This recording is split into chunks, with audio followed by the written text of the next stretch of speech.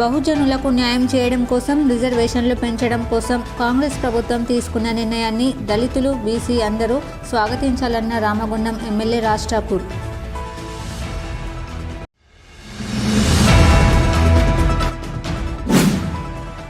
వంద శాతం ఉత్పత్తిని సాధిస్తూ సింగరేణి సంస్థ అభివృద్ధిలో కార్మికులంతా భాగస్వాములు కావాలి.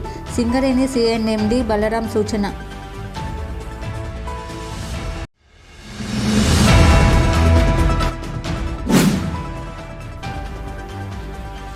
గోదావరి బ్రిడ్జ్ వద్ద మినీ సమ్మక్క సారలమ్మ జాతరలో కనిపించని భక్తుల సందడి.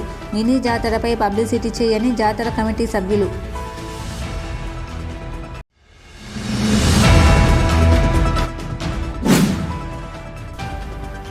తెలంగాణలో మరోసారి కులగణన చేపట్టడానికి సిద్ధమైన ప్రభుత్వం.